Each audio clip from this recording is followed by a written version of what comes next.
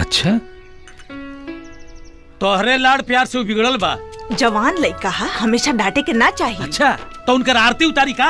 हम आवतन उनकर आरती उतार के। सुनीता, बड़का भइल बड़े। हे भगवान। अरे छोड़ बाबूजी, देखिए तो मार मार के मुआ दिए रे। अरे छोड़, अरे किने हाथ डालता रे। अरे ससुर, छोड़ रे। अभी ये बोचा रहला का ही। अरे नाक कटवा धलस आ तोर पीठ ओरे मार मार के। अब ये वो कौन है? अब ये वो कौन बाकी ना लगा रे?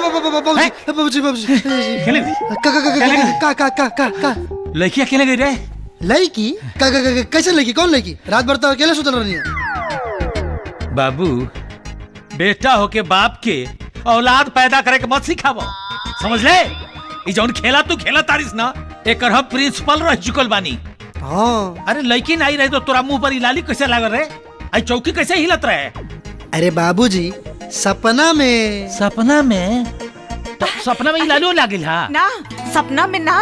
काल रात जौन प्रोग्राम कैले रहे ना, ओमे किशन बनल रहे। बहुत सुंदर लागत रहे हमार बचवा। वो सब लड़की चुम्मा दे देले बानी। हाय हाय हाय हाय हाय। बाप के पगड़ी गिर रहे, आई ससुर के रहे पगड़ी उठावे। तहार लाड प्यार से जौन कृष्णा भगवान बनौले बड़ू ना, अभी कृष्णा जी माखन खाए ना, खेत में जहे कुदारी लेके खेत कोड़े। अरे जो अरे बाबूजी, कुदारी हम? बाबूजी ना, अब हिटलर बाप भी कहतो तो कोनो फर्क पड़े वाला नहीं खे। चल उठाओ कुदारी। बोले कि कौन बात बा? हिटलर तो हवा। अच्छा, मुंह धो के जा सके नी? ना, पूरा मेकअप कलो, विश्व सुंदरी बन के चल। खेत में जाके कुदारी लेके मेकअप कर ली, मुंह धो ली, चल जल्दी। तनी जगह था। बेटा कृष्णा भाई आवता नहीं भाई, हिटलर मार के फोड़। कितना बेर कहने की जवान लड़के के डाटा ना करा। कहूँ चुप। मेहरारू की आवाज चौकट के भीतर। अब बेटा के नजर नीचे अच्छा लगेला। कृष्णा भगवान बनौले पड़ी।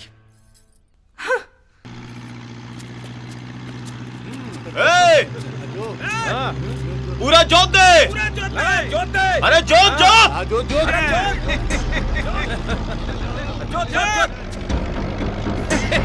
आज हम लखनवा के खेत अपना खेत में मिला के छोड़ा।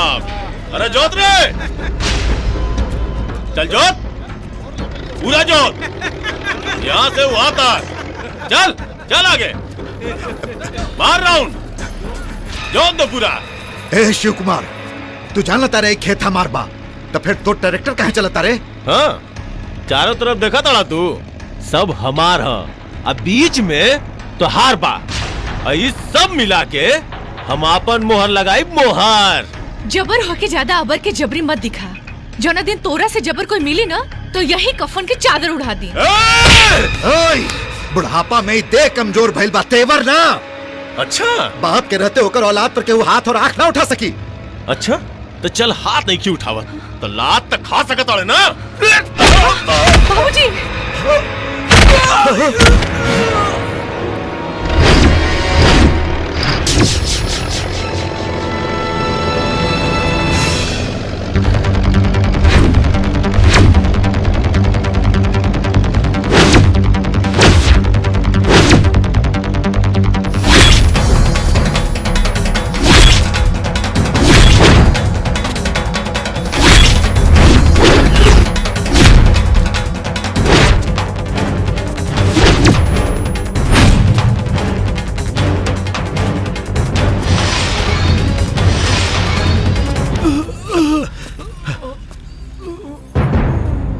अपना बाप के बेटा ना हवेसन कारे कि दूसरा के बाप की कदर नहीं खे।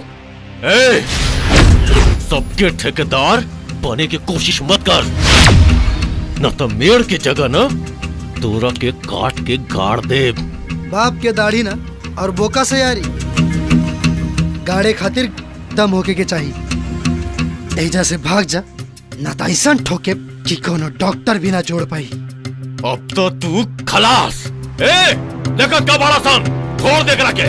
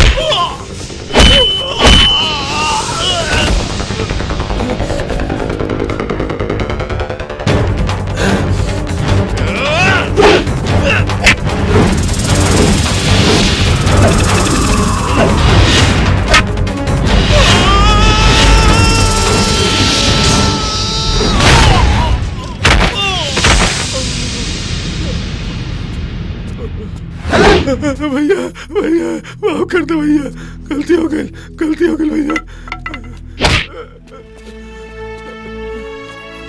ना कुछ लेके आयल बाड़े ना कुछ लेके जेबे।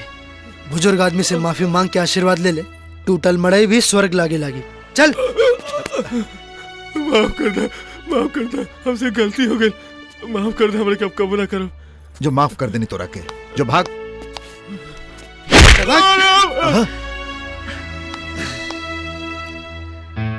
तू टेंशन मत ला चाचा, आज के बाद तोरा खेत के आसपास केहू नहीं। ठीक बा। पूरे जिला जवाल के जिम्मेवारी तोहरे बका। कोई रहला झगड़ा छोड़ावे, अपन जिम्मेवारी तो समझाते नहीं है। का जोर तुम्हें झगड़ा करे के?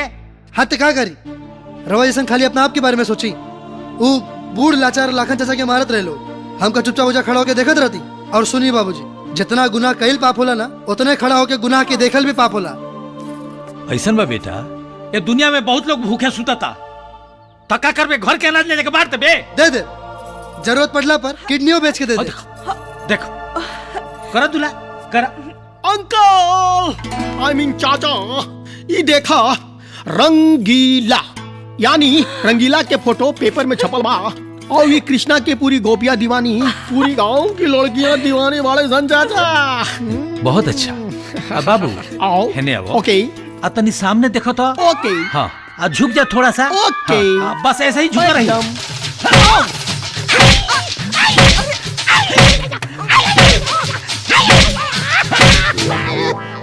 अगले आग में पेट्रोल डाले, एकरा के बिगाड़े में तोरो कम हाथ लग गया। अरे हाथ के